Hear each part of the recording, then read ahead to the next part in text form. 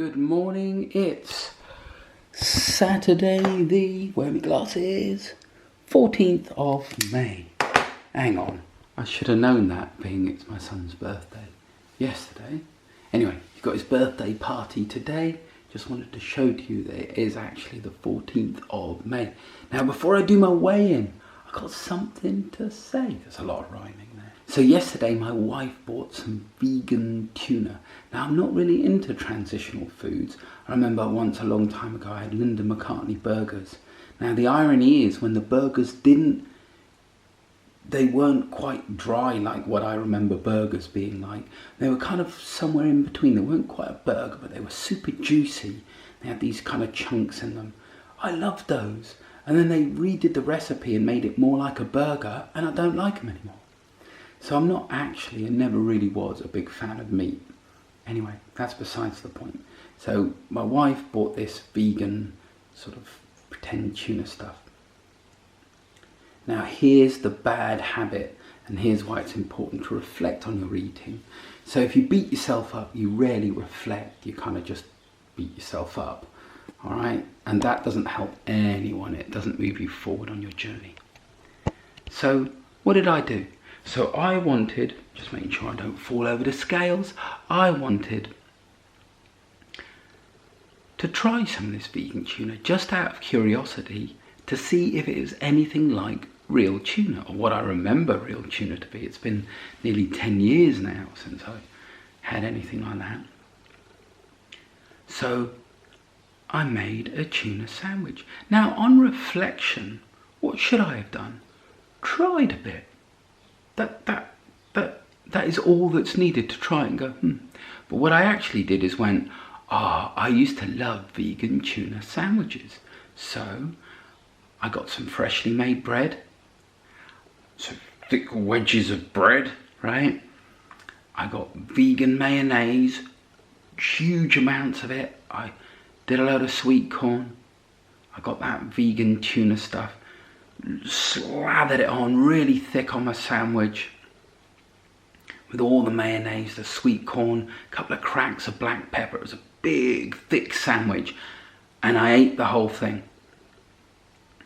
That's my way of testing something, of tasting it to see if it's anything like the real thing.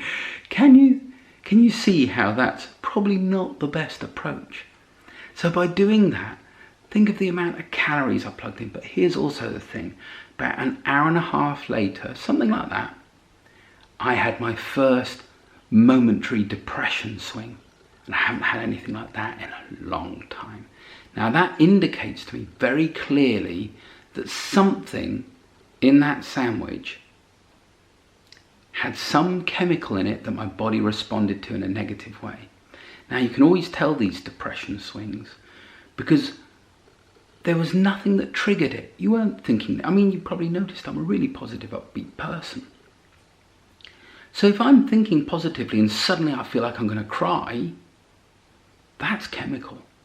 And it lasted a couple of moments. I recognise it from way back when, not only when I was a meat eater, but also junk food. Right? So it's not just the meat. That's other reasons. The meat I don't think ever gave me depression and stuff, but the processed foods, all the junk food and takeaways and all that, that used to leave me depressed for a long time. Proper, the place, the dark place you go to where you'd cut your arm off just to get out of it, that kind of thing. Well, that all went when I got rid of processed foods. Now that I can definitely say, cool. The meat and the dairy was all physical pains that I felt. They all went, and physical symptoms, eczema, dermatitis, hay fever, there's another one. So my hay fever now, I went from someone who used to be drugged up 6 months of the year, right, because of hay fever, to, I get the odd achoo, does it? That's huge. That's like 6 months of the year where I was locked up in the summertime to being out there enjoying the summer. I get a bit of a runny nose now, and like I say, the odd sporadic achoo, and that's it. Anyway, so my point is about the bad habits. Don't beat yourself up. reflect, notice what went wrong, and then don't do it next time.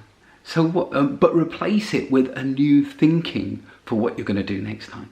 So next time my wife presents a new food to me that's some sort of vegan alternative to some meat-based food, this is what I'm going to do. Try some. Not eat a whole sandwich. I mean, I ate the whole sandwich in the first bite, or maybe even 2 bites. I'd have gone, yeah, I get it. I've now tasted it.